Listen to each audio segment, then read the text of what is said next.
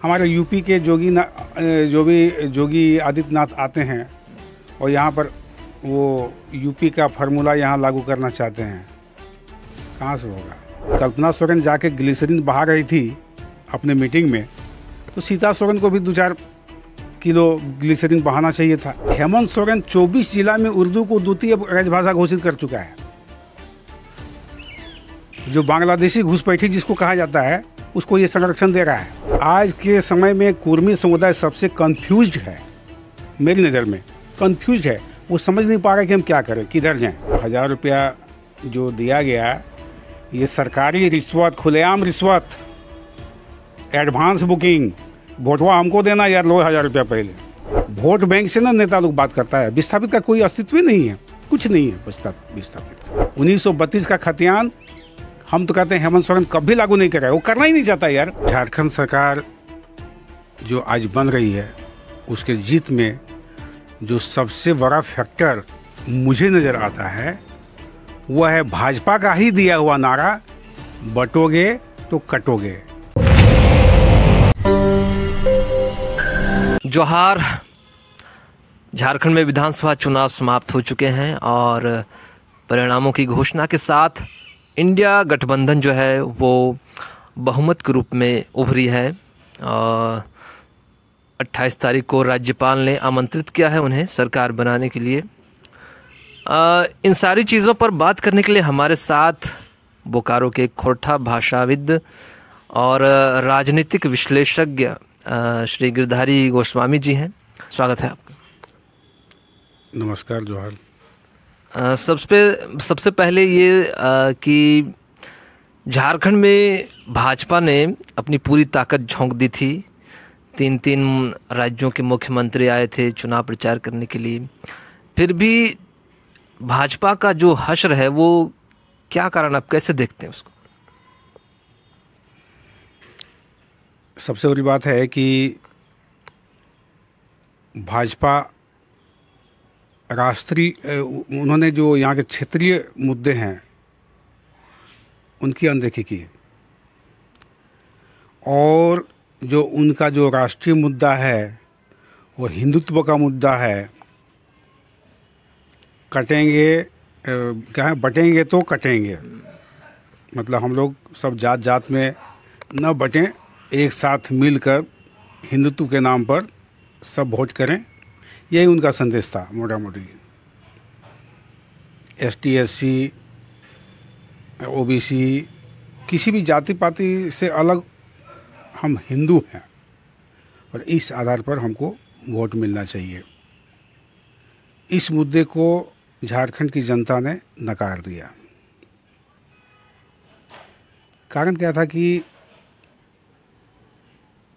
उन्होंने जैसे जो भगदड़ हुई चुनाव के पहले, जो इधर से उधर लोग नेता आए गए, यहाँ से वहाँ, भाजपा से झामुमो, झामुमो से भाजपा,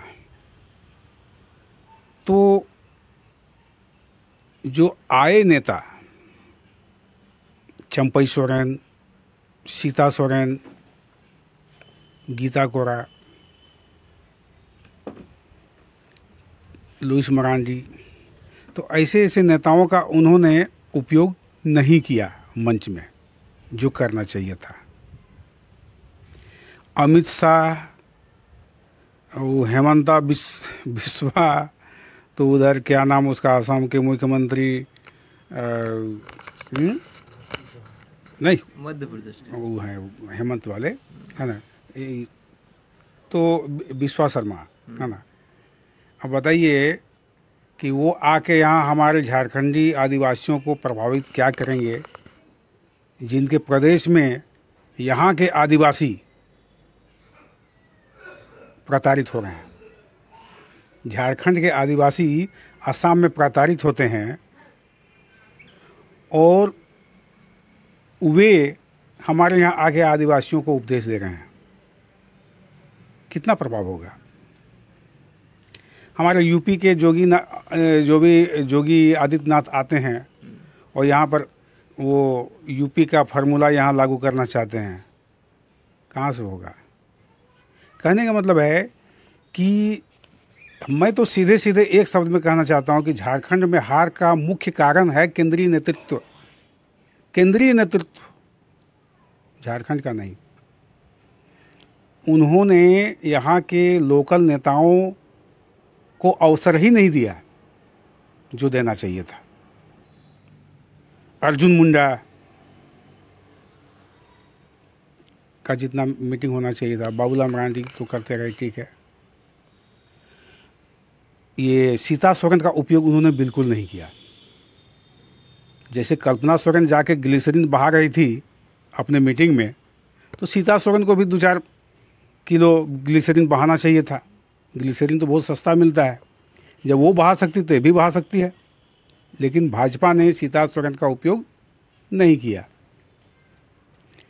चंपई सोरेन का उपयोग नहीं किया, लोबिन हेम्ब्रम का उपयोग नहीं किया। ये बहुत अच्छे वक्ता रहे हैं पिछले दिनों आंदोलन में।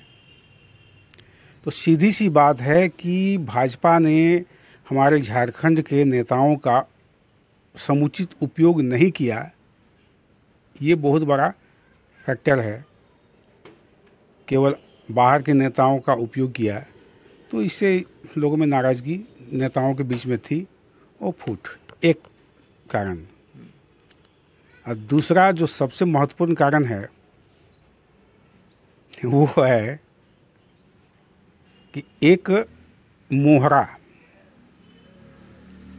एक नया नेता उभर कर आया जो भाषा आंदोलन के बाद खतियान आंदोलन से होते हुए वो जाति आंदोलन तक सिमट गया। और एक जाति विशेष के लोग, बोलने में कोई दिक्कत नहीं, कुर्मी समुदाय के लोग, उन लोगों की अपेक्षाएं बहुत ज़्यादा बढ़ गई इस नेता से। और इतने दिनों तक सुदेश महतो विश्वास नहीं जीत पाए समुदाय के, तो लोगों को लगा कि ये नया लड़का है, बहुत अच्छा बोलता है, स्कॉर्पियो में चढ़ के भाषण देता है, मंच रहने के बादों स्कॉर्पियो में चढ़ के भाषण देता है। तो इसका जो स्टंट था, इसका जो अंदाज था, है ना, तो लोगों को पसंद आया। पीला झंडा लेके चलता है, पीला मफलर लेके चलता है। मैंने कुर्मी समुदायों को ये बहुत ही लुभाने का काम किया और उन लोगों ने भी अपेक्षाएं की कि हाँ, ये लड़का मेरा कुर्मी नेता हो सकता है। और जब ये भावनाएं जब पहुंची हेमंत सोरेन तक या यूपीआई के नेता लोगों तक, तो उनको लगा कि ये लड़का बहुत अच्छा मोहरा बन सकता है। शुरू में भाषा आंदोलन में आपने देखा होगा कि आजसू वाले भाग ले रहे थे, आजसू वाले उनके प्रोग्राम में भाग ले रहे थे। और कई जगह तो आरोप लगाया कि चंद्र प्रकाश चौधरी इनको फंडिंग कर रहा है, ऐसा लोगों ने कहा। बहुत लोग आए, भाजपा वाले भी आए, भाजपा के भी लोग आए थे। मैंने वो था एक्चुअल में हेमंत सोरेन के खिलाफ। भाजपा वाले गए थे तो उस लिहाज से गए थे, बाद में लोगों ने नारा भी लगाया, हटाया भी। तो अब क्या हुआ, बाद में पता चला कि अरे इसको तो विदेशी फंडिंग भी हो रहा है। और विदेशी माने क्या, मुस्लिम देशों से फंडिंग हो रहा है। ये बात आया था, हम देखे हैं। तो मुस्लिम देश फंडिंग काहे करेगा? क्योंकि वो देख रहा है कि हेमंत सोरेन 24 जिला में उर्दू को द्वितीय राजभाषा घोषित कर चुका है। जो बांग्लादेशी घुसपैठी जिसको कहा जाता है, उसको ये संरक्षण दे रहा है। तो हेमंत सोरेन की सरकार आनी चाहिए दोबारा। ये यहाँ के ईसाई समुदाय, मुस्लिम समुदाय चाहते थे कि हेमंत सरकार फिर से आए। इसके लिए उसको फंडिंग किया गया कि ये लड़का अच्छा मोहरा बन सकता है। और हेमंत सोरेन को भी लगा कि हाँ, ये लड़का मेरा काम का हो सकता है। और आपको याद होगा कि विधानसभा में जो घेराव हुआ था, बैरिकेडिंग तोड़ दिया गया था, उतना बड़ा आंदोलन, एक भी लाठीचार्ज नहीं हुआ। वो प्रायोजित था, हेमंत सोरेन का संरक्षण प्राप्त था। तो हेमंत सोरेन ने इसको संरक्षण दिया। क्यों संरक्षण दिया? आज के समय में कुर्मी समुदाय सबसे कंफ्यूज्ड है, मेरी नज़र में कंफ्यूज्ड है। वो समझ नहीं पा रहे कि हम क्या करें, किधर जाएं। अपना जो राजनीतिक भविष्य है वो स्पष्ट नहीं कर पा रहा है कि कौन पार्टी हमको हमारी जो जातीय अस्मिता है उसको संरक्षित करेगी, कौन पार्टी, कौन नेता, ये समझ नहीं पा रहा है। कुर्मी समुदाय बिल्कुल कंफ्यूज्ड है और इसीलिए कभी वो आदिवासी जैसा नाचना शुरू कर देता है। हम भी आदिवासी हैं, आज तो 1931 में हम थे आदिवासी, अभी क्यों नहीं है। तो तरह तरह की बात लेकर वो लोग उटपटांग हरकत करता है।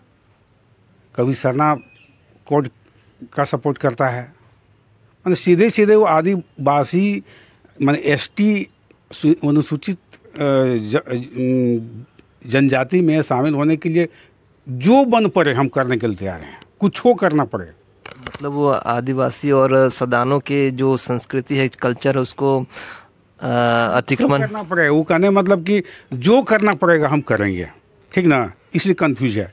ये नहीं कि बैठ के एक बार जो बुद्धिजीवी हैं वो लोग बैठ कर कहीं पर चिंतन करें, मनन करें कि भाई क्या करने से अच्छा होगा, कौन हमारी बातों को। शैलेंद्र महतो बहुत दिन तक वो काम करते रहे। तो ये एक अलग मैटर है, कुर्मी का एक अलग मैटर है। लेकिन इसमें क्या मैटर हुआ कि जो एक बहुत बड़ा वोटर है कुर्मी समुदाय का, और वो देखा गया है कि वो तो या तो आजसू या फिर भाजपा के वोटर हैं मैक्सिमम,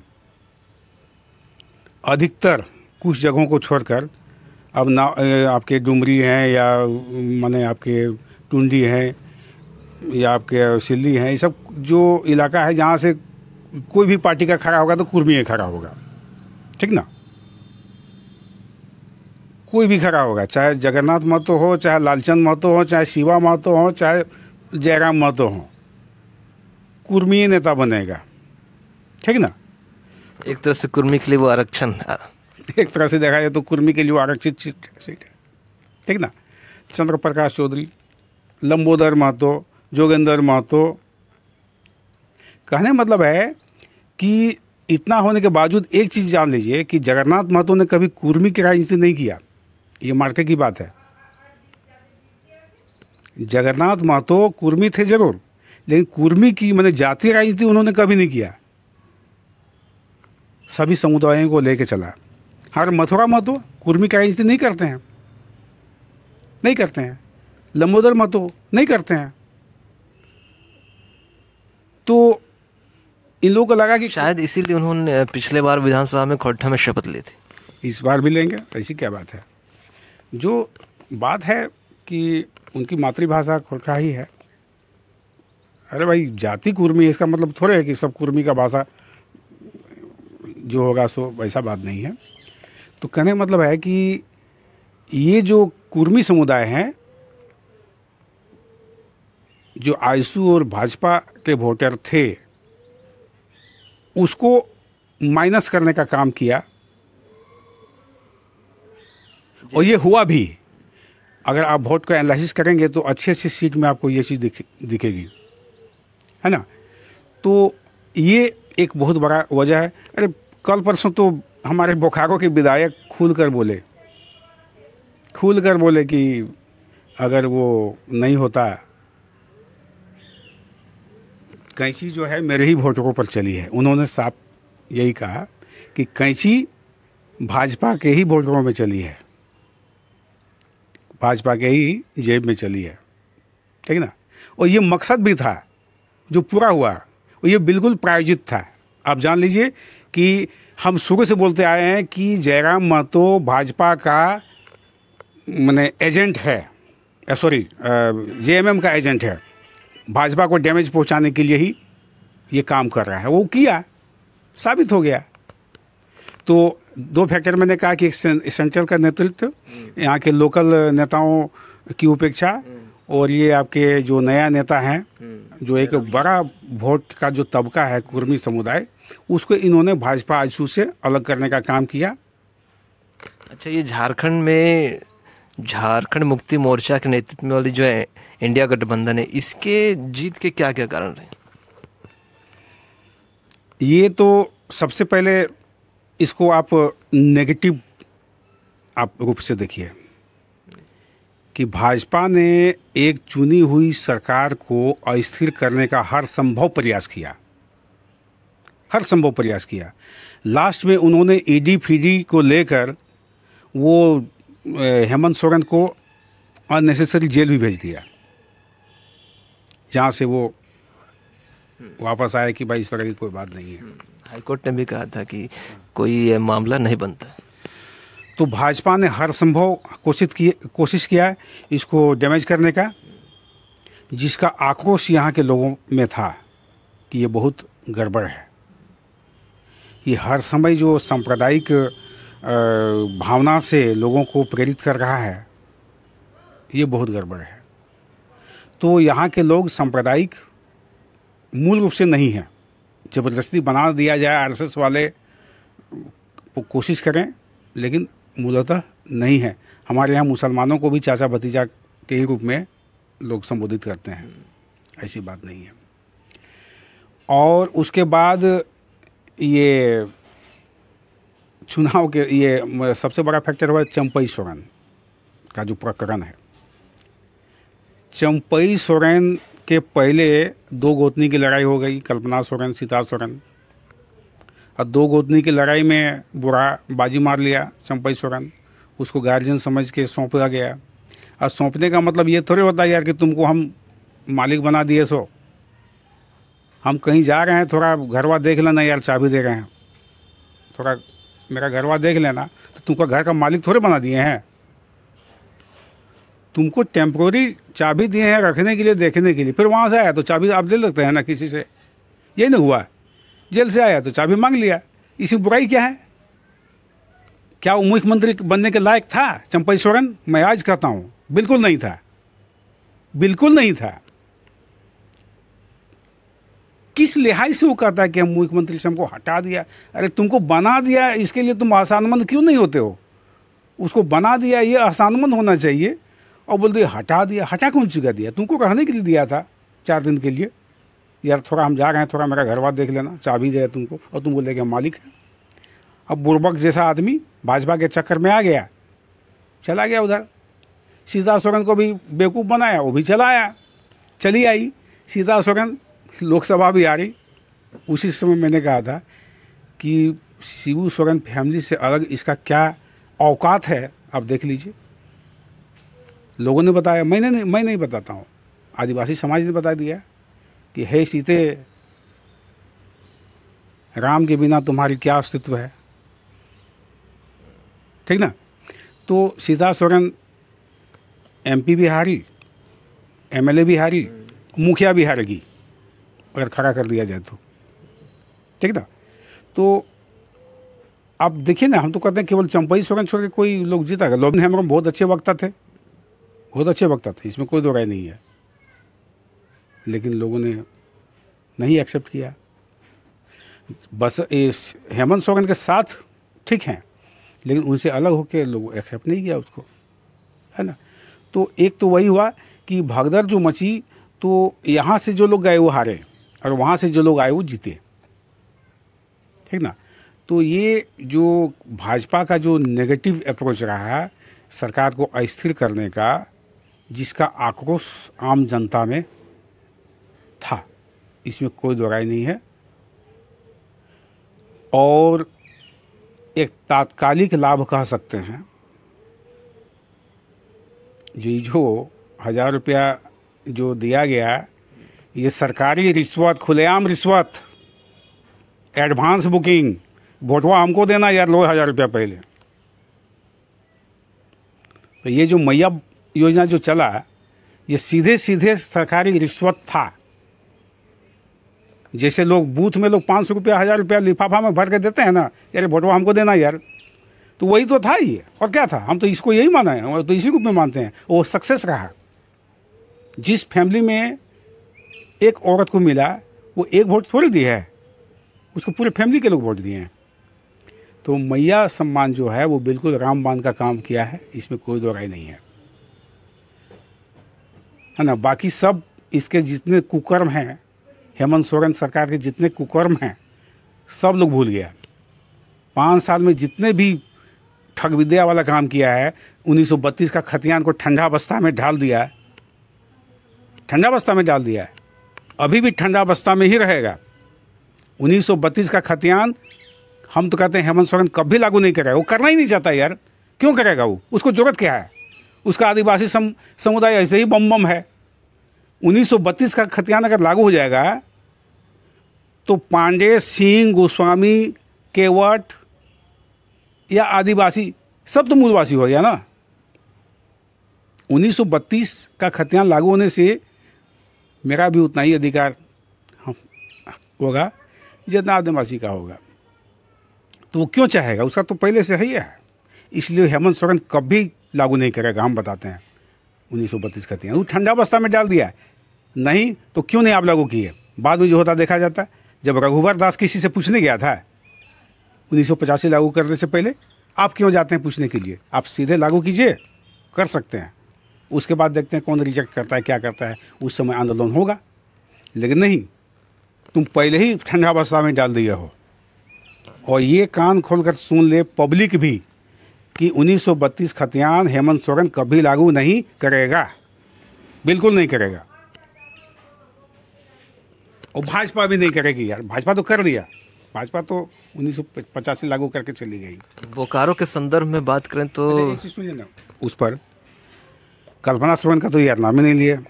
अच्छा इस चुनाव में कल्पना सोरेन का रोल बहुत ही महत्वपूर्ण हमको दिखाई दिया है। अच्छा है, क्योंकि काना एके बेर जांग है वो ना, और चंपेरे अच्छा। वो तो जबकि इसके पहले बहुत सा उदाहरण उसके पास था। राबड़ी देवी उदाहरण था, आपके नीतीश कुमार जो जीतन राम मांझी जो कर किया था वो उदाहरण मौजूद था। इतना होने के बावजूद उन्होंने चंपई सोरेन को दिया, तो वो तो दुर्गति होना ही था।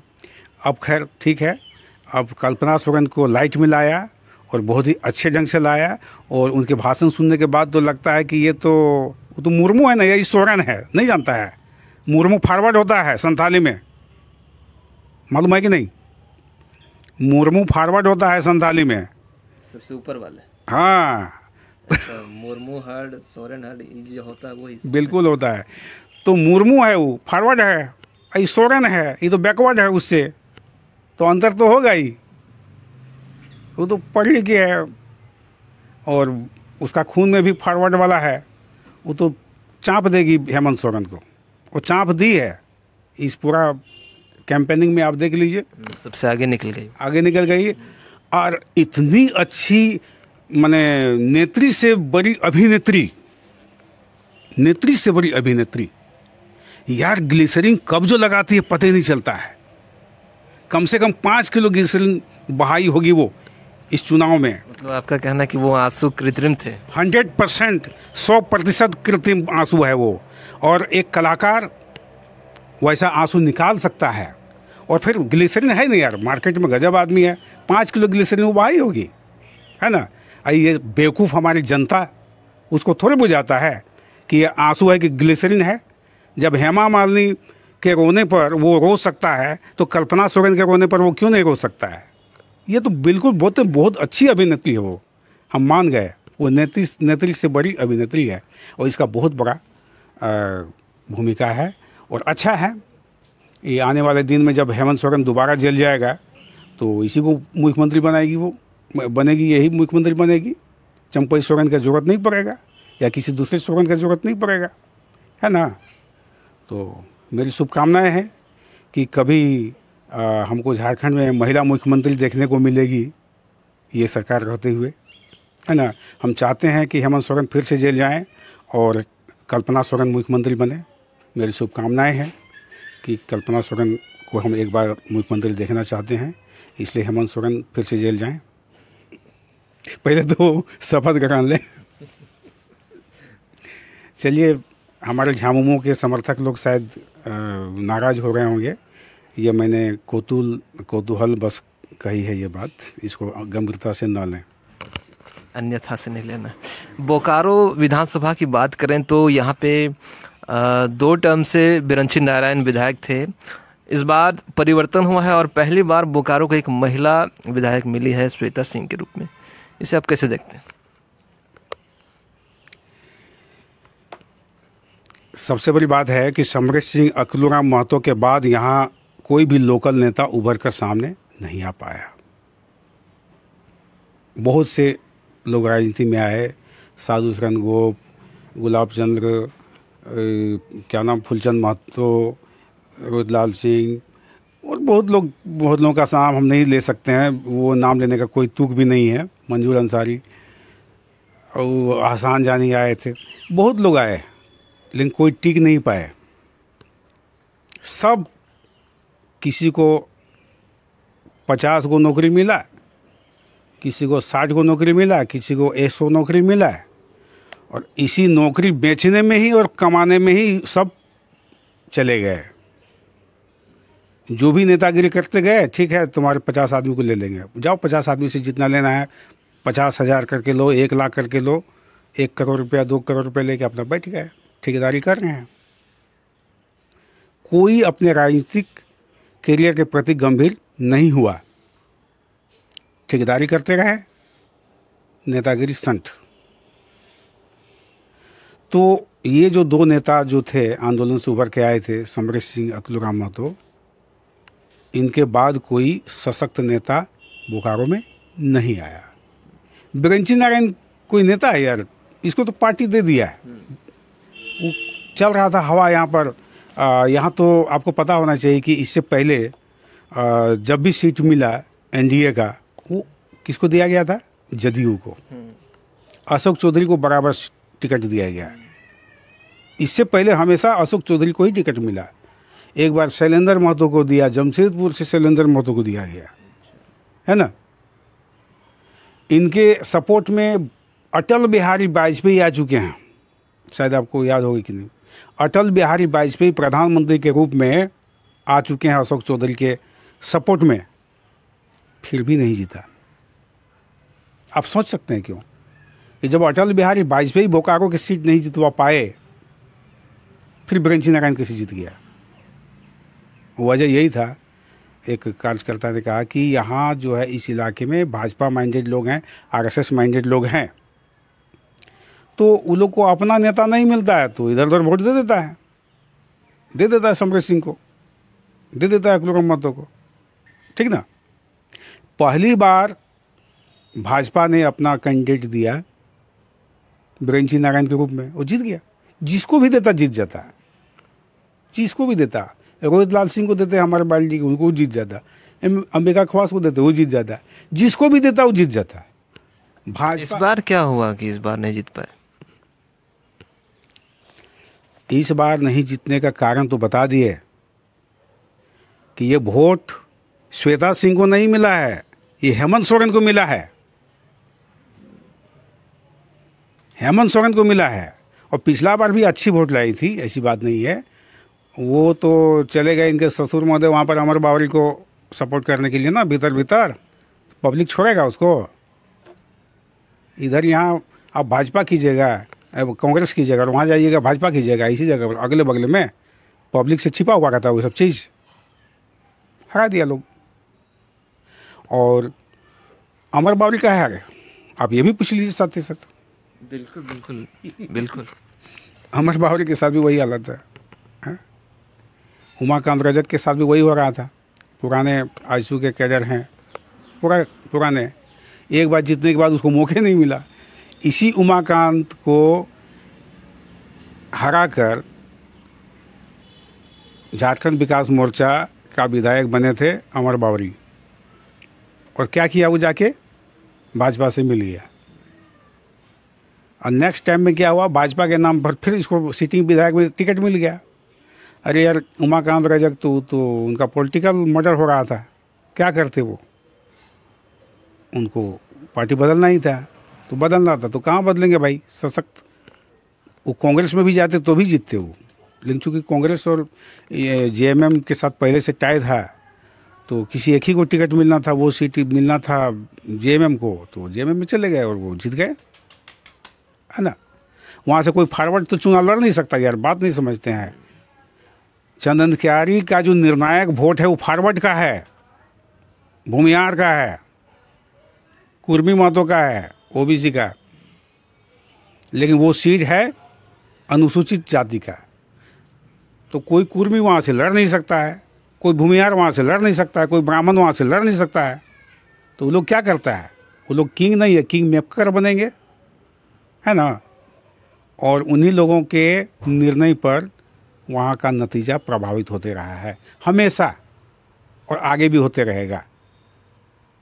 बोकारो की बात बोलें तो बोले ना, टोटल फॉरवर्ड वोट चला गया शिवराज सिंह में। सिंह बाबू वो हेमंत सोरेन को नहीं देख रहा है, वो सिंह को देख रहा है, समरेश सिंह को देख रहा है, समरेश सिंह की बहू को देख रहा है। संग्राम सिंह काहे नहीं खड़ा हुआ? हम तो बार बार बोलते हैं कि संग्राम सिंह क्यों नहीं खड़ा हुआ, अपने बीबी को क्यों खड़ा किया? वो संग्राम सिंह को खड़ा होना चाहिए था ना। एक वो परिंदा सिंह भाजपा का झंडा लेके घूम रही है, बुर्बक बनाता है यहाँ के पब्लिक को, और कुछ होने वाला नहीं है। श्वेता सिंह कुछ नहीं करेगी, एडवांस बुकिंग बता दी है। वो जीती है तो हेमंत सोरेन के मैया योजना, बप्पा योजना से यहाँ के टोटल मुसलमान वोट दिए हैं, टोटल फॉरवर्ड वोट दिए हैं। विस्थापित का तो कोई अस्तित्व नहीं है जी। क्या विस्थापित का बात करते हैं? कोई अस्तित्व नहीं है।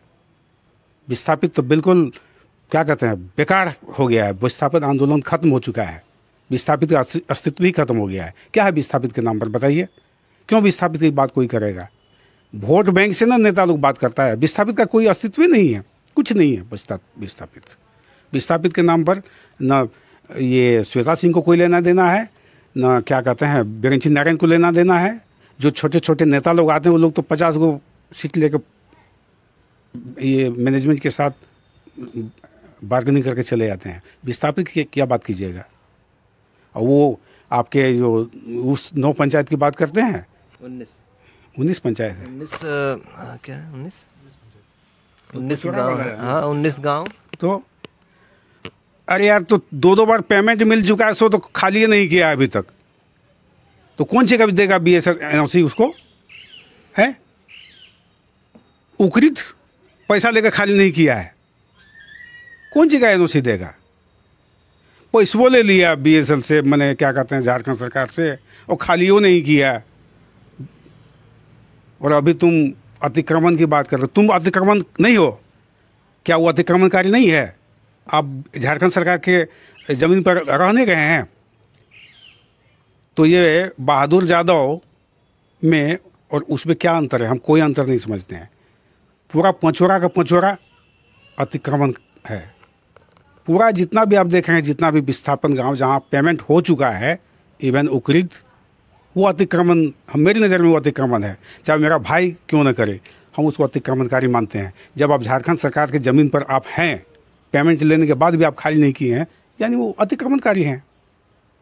कैसे NOC देगा उसको? वो कभी नहीं मिलने वाला है। छोड़िए, BSNL प्लान ने तो उन जमीनों पर कुछ निर्माण भी नहीं किया है। करे या ना करे, वो मेरी ज़मीन है, खाली करो।